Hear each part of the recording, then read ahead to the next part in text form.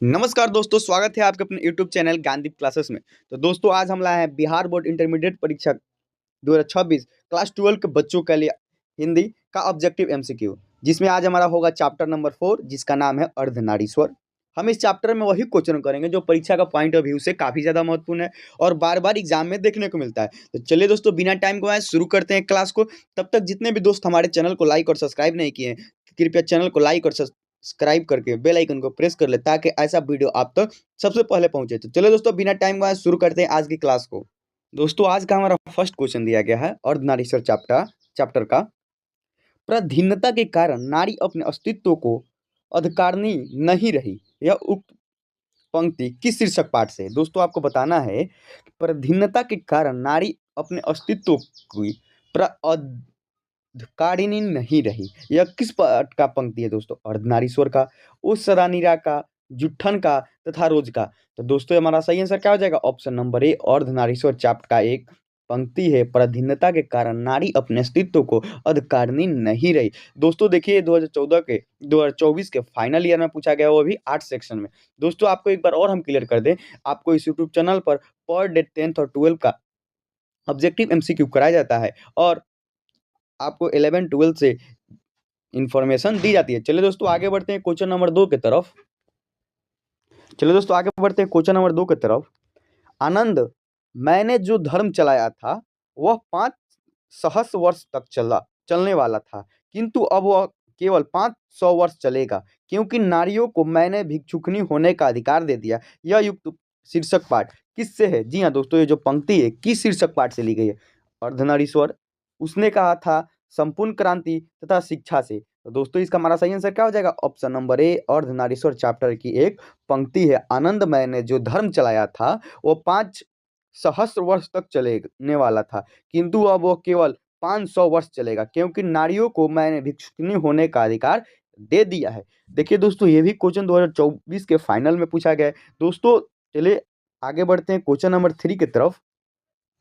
भागलपुर विश्वविद्यालय में उप कुलपति पद पर निम्नलिखित में से कौन थे? दोस्तों आपको बताना है भागलपुर जो विश्वविद्यालय था उसमें कुलपति के पद पर कौन थे? रामधारी सिद्दीनकर, नामवर सिंह, अशोक वाजपेयी तथा रघुवीर सहाय। तो दोस्तों इसका हमारा सही आंसर क्या हो जाएगा? ऑप्शन नंबर ए रामधारी सिद्दीनकर थे भागलपुर विश्वविद्यालय के कुलपति के पद पर। दोस्तों ये भी क्वेश्चन 2024 के फाइनल में पूछा गया है, वो भी 8 सेक्शन में। चलिए आगे बढ़ते हैं क्वेश्चन नंबर 4 की तरफ। अर्धनारीश्वर शीर्षक निबंध में शंकर और पार्वती किस प्रकार का रूप वर्णित है? आदर्श, यथार्थ, कल्पित तथा वास्तविक। तो दोस्तों इसका हमारा सही आंसर क्या हो जाएगा? अर्धनारीश्वर शीर्षक निबंध में शंकर और पार्वती कल्पित रूप में वर्णित है। इसका आंसर क्या हो जाएगा? ऑप्शन नंबर सी कल्पित। चलिए दोस्तों आगे बढ़ते हैं क्वेश्चन नंबर 5 की तरफ। क्वेश्चन नंबर 5 में हमारा दी गई है, रामधारी सिंह दिनकर किस विश्वविद्यालय में उप कुलपति के पद पर थे? दोस्तों आपका इसका आंसर क्या हो जाएगा? इस क्वेश्चन को हमने ऊपर भी किया, तो इसका आंसर क्या हो जाएगा? भागलपुर विश्वविद्यालय में रामधारी सिंह दिनकर, जो कवि है रामधारी सिंह दिनकर, वो भागलपुर विश्वविद्यालय के उप कुलपति के पद पर नियुक्त हुए थे। देखिए क्वेश्चन है 2023 के फाइनल में पूछा गया है, वो भी साइंस सेक्टर में। चलो दोस्तों आगे देखते हैं क्वेश्चन नंबर 6 की तरफ। नारी और नर एक ही द्रव्य की ढाली 2 प्रतिमाएं हैं, किस रचनाकार की पंक्ति है? दोस्तों आपको बताना है नारी और नर एक ही द्रव्य की ढाली हुई 2 प्रतिमा है, ये किस रचनाकार की पंक्ति है? मलयज की, जयप्रकाश नारायण की तथा भगत सिंह की तथा रामधारी सिंह दिनकर की। तो दोस्तों इसका हमारा सही आंसर क्या हो जाएगा? रामधारी सिंह दिनकर की एक रचना है नारी और नर एक ही द्रव्य की ढाली 2 प्रतिमाएं है। चलो दोस्तों आगे बढ़ते हैं क्वेश्चन नंबर 7 की तरफ। क्वेश्चन नंबर 7 में हमारा दी गई है, नारी और नर एक ही द्रव्य से ढाली 2 प्रतिमा है, यह पंक्ति किस शीर्षक पाठ की है? दोस्तों आपको बताना है कि जो नारी और नर है एक ही द्रव्य के ढाली 2 प्रतिमा है, ये किस चैप्टर में कही गई है? ओ सदानीरा में, सिपाही की माँ में, अर्धनारीश्वर तथा प्रगति समाज में। तो इसका हमारा सही आंसर क्या हो जाएगा दोस्तों? Option number C Ardhanarishwar chapter में ये बात कही गई है, नारी और नर एक ही द्रव्य की ढाली 2 प्रतिमा है। चलो दोस्तों आगे बढ़ते हैं क्वेश्चन नंबर 8 की तरफ। क्वेश्चन नंबर 8 में हमारा दी गई है, दिनकर जी को निम्नलिखित में से कौन सा पुरस्कार दिया गया था? दोस्तों देखिए 2020 के साइंस में पूछा गया है क्वेश्चन, चलिए जानते हैं इसका आंसर क्या होगा। ऑप्शन नंबर ए में दिया गया पद्मश्री, ऑप्शन बी में दिया गया पद्म भूषण, ऑप्शन सी में दिया गया पद्म विभूषण तथा ऑप्शन डी में दिया गया है पद्म। तो दोस्तों इसका हमारा सही आंसर क्या हो जाएगा? रामधारी सिंह दिनकर को पद्म भूषण पुरस्कार से सम्मानित किया गया था। चलो दोस्तों आगे बढ़ते हैं क्वेश्चन नंबर 9 की तरफ। क्वेश्चन नंबर 9 में हमारा दी गई है अर्धनारीश्वर पाठ के लेखक कौन थे? दोस्तों आपको बताना है अर्धनारीश्वर जो चैप्टर है उसके लेखक कौन है? अर्धनारीश्वर किसकी रचना है? राम नामवर सिंह की, रामधारी सिंह दिनकर की, हजारी प्रसाद द्विवेदी की तथा रामचंद्र शुक्ल की। दोस्तों इसका हमारा सही आंसर क्या हो जाएगा? Option number B, Ramdhari Singh Dinkar की रचना कौन है? अर्धनारीश्वर।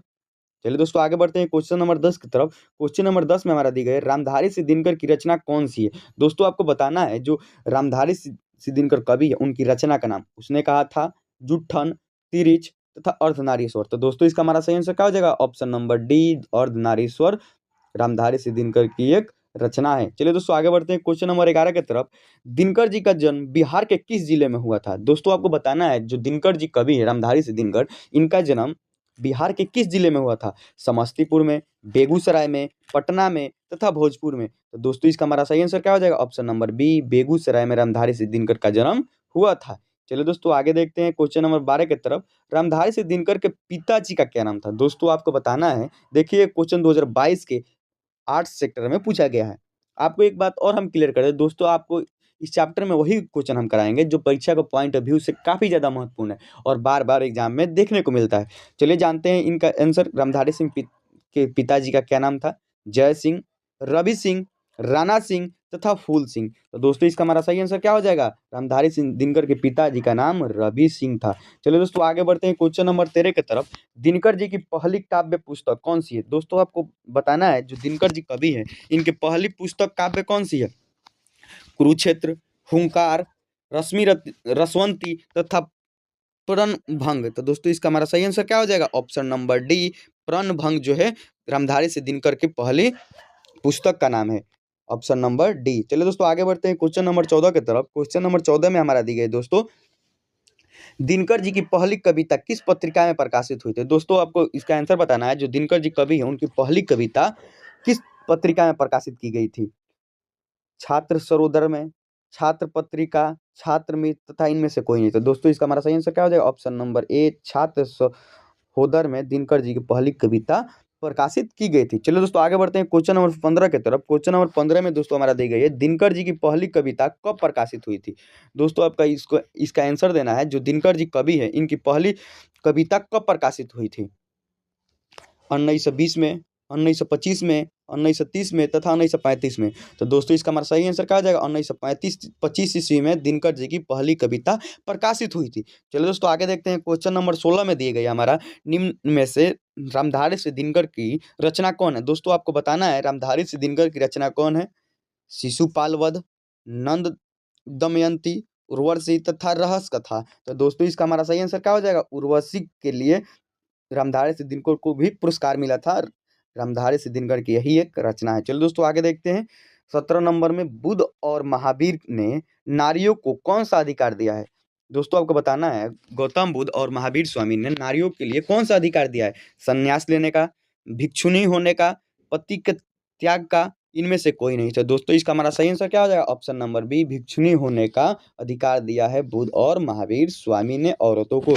चलो दोस्तों आगे देखते हैं क्वेश्चन नंबर 18 की तरफ। क्वेश्चन नंबर 18 में हमारा दी गई है पुरुष जब नारी के गुण लेता है, जो पुरुष है हमारा जब नारी के गुण लेता है वो देवता बन जाता है, किंतु नारी जब नर के गुण लेती है तो वो राक्षस हो जाती है। यह कथन किसका है? दोस्तों आपको बताना है कि जब पुरुष नारी का गुण लेता है तो वो देवता बन जाता है, जब नारी पुरुष का गुण लेती है तो वो क्या बन जाती है? राक्षस बन जाती है। यह कथन किसका है? रामधारी सिंह दिनकर का, रविंद्रनाथ का, प्रेमचंद का तथा इनमें से कोई नहीं। तो दोस्तों इसका हमारा सही आंसर क्या हो जाएगा? ऑप्शन नंबर सी, प्रेमचंद के एक मुंशी प्रेमचंद जी कहते हैं कि पुरुष में जब नारी का गुण आता है तो वो देवता बन जाता है, किंतु जब नारी ही पुरुष का गुण लेती है तो क्या हो जाती है? राक्षस हो जाती है। इसका आंसर क्या हो जाएगा दोस्तों? ऑप्शन नंबर सी, प्रेमचंद जी का कहना है। चलिए दोस्तों आगे बढ़ते हैं क्वेश्चन नंबर 19 की तरफ। क्वेश्चन नंबर 19 में हमारा दी गई है अर्धनारीश्वर किस विद्या से संबंधित है? दोस्तों आपको बताना है कि जो अर्धनारीश्वर है वो किस विद्या से संबंधित है? निबंध विद्या, कहानी विद्या, एकांकी तथा व्यंग। तो दोस्तों इसका हमारा सही आंसर क्या हो जाएगा? ऑप्शन नंबर सी, एकांकिक से संबंध है अर्धनारीश्वर का। देखिए दोस्तों क्वेश्चन कितना भी है 2018 में पूछा गया फाइनल में आर्ट्स में, तथा 2020 में भी पूछा गया तथा 2022 में। आप आपको 100% दावा करते हैं दोस्तों, ये 2026 के फाइनल ईयर में क्वेश्चन आपको हिंदी में देखने को जरूर मिलेगा। चलो दोस्तों आगे बढ़ते हैं क्वेश्चन नंबर 20 की तरफ। अर्धनारीश्वर शीर्षक पाठ में कौन स्वयं वृत्त बन गया और नारी को उसने काली मान लिया?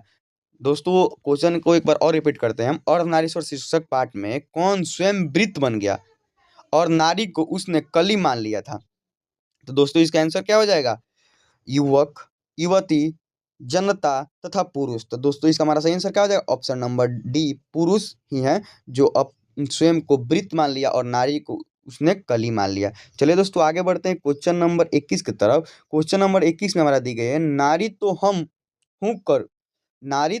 हूँ करी, तब न किया विचार, जब जाति तब परिह नारी महाविकार। यह पंक्ति किस पाठ से है? दोस्तों क्वेश्चन दिया गया है, नारी तो हम हूँ करी, तब न किया विचार, जब जानी तब परिहरी नारी महाविकार। यह पंक्ति दोस्तों किस चैप्टर के है?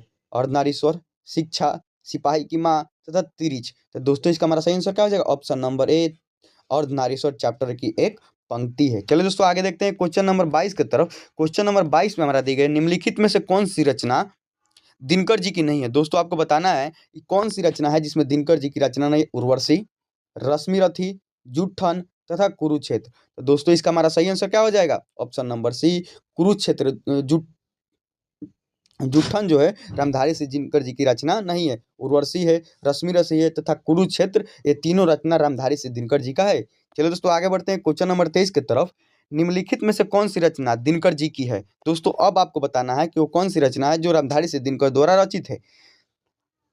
सदियों का संताप, परशुराम की प्रतीक्षा, दरियाई घोड़ा तथा रसातल। तो दोस्तों इसका हमारा सही आंसर क्या हो जाएगा? ऑप्शन नंबर बी, परशुराम की परीक्षा जो है रामधारी सिंह दिनकर की रचना है। चलो दोस्तों आगे बढ़ते हैं क्वेश्चन नंबर 24 की तरफ। दिनकर को किस कृति पर भारतीय ज्ञानपीठ पुरस्कार प्राप्त हुआ था? दोस्तों आपको बताना है वो कौन सी कृति थी जिस पर भारतीय ज्ञानपीठ पुरस्कार प्राप्त हुआ था रामधारी सिंह दिनकर को? अर्धनारीश्वर, उर्वशी, हुंकार तथा कुरुक्षेत्र। तो दोस्तों आपको क्वेश्चन हम पहले भी कराए ऊपर में, उर्वशी के लिए रामधारी सिंह दिनकर को ज्ञानपीठ पुरस्कार दिया गया था। देखिए दोस्तों ये 2019 में फाइनल पूछा गया है साइंस, और दोनों क्वेश्चन 2019 के साइंस सेक्टर में पूछा गया था। चलिए दोस्तों आगे देखते हैं क्वेश्चन नंबर 25 की तरफ। युद्ध और शांति की समस्या पर लिखी गई काव्य कृति कौन है? दोस्तों आपको बताना है युद्ध और शांति की समस्या पर लिखी गई काव्य कृति के नाम।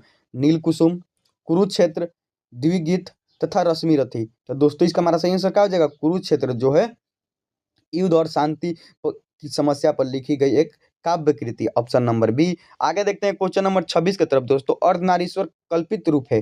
दोस्तों आपको बताना है जो अर्धनारीश्वर है वो कल्पित किसका रूप है? शिव और पार्वती का, राम और सीता का, राधा और कृष्णा का तथा विष्णु और लक्ष्मी का। तो दोस्तों इसका हमारा सही आंसर क्या हो जाएगा? शिव और पार्वती का कल्पित रूप कौन है? अर्धनारीश्वर। चलिए दोस्तों आगे बढ़ते हैं क्वेश्चन नंबर 27 की तरफ।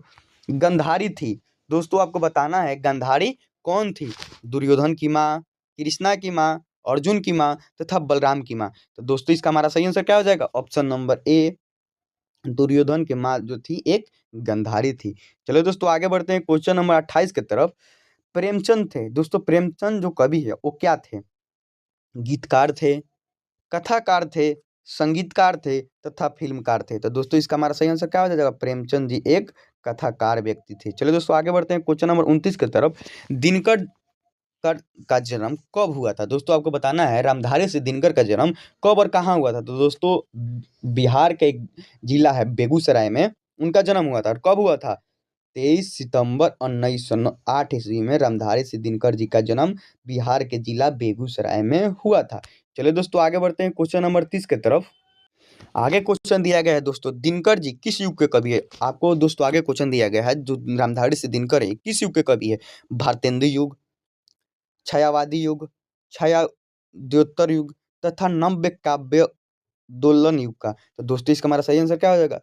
छायावादोत्तर युग के कवि है रामधारी सिंह दिनकर। चलिए दोस्तों आगे बढ़ते हैं क्वेश्चन नंबर 31 की तरफ। संस्कृति के 4 अध्याय किसकी कृति है? दोस्तों ये रामधारी सिंह दिनकर जी का एक कृति है, संस्कृति के 4 अध्याय। ये बहुत ही फेमस कृति है। इसका सही आंसर क्या हो जाएगा? Option number D, Ramdhari Singh Dinkar की एक कृति है संस्कृति के 4 अध्याय। चलो दोस्तों आगे बढ़ते हैं क्वेश्चन नंबर 32 की तरफ। कौन सी कृति रामधारी सिंह दिनकर की लिखी हुई है? दोस्तों आपको बताना है ये 4 कृतियां में से कौन सी कृति जो है रामधारी सिंह दिनकर द्वारा रचित है। शुद्ध कविता की खोज, पुनर्नरवा तथा स्मृति की रेखाएं तथा कविता की नए प्रतिमा। तो दोस्तों इसका हमारा सही आंसर क्या हो जाएगा? ऑप्शन नंबर ए, शुद्ध कविता की खोज जो है, शुद्ध कविता की खोज जो है रामधारी सिंह दिनकर की लिखी हुई कृति है। तो दोस्तों ये रहा हमारा चैप्टर नंबर 4 अर्धनारीश्वर का संपूर्ण एमसीक्यू जो आपके साथ हमने साझा किया। ऐसे ही तमाम जानकारी को सबसे पहले पाने के लिए हमारे चैनल को लाइक और सब्सक्राइब करें तथा बेल आइकन को दबाना ना भूलें। चलिए दोस्तों मिलते हैं नेक्स्ट वीडियो में, तब तक के लिए धन्यवाद। जय हिंद, जय भारत।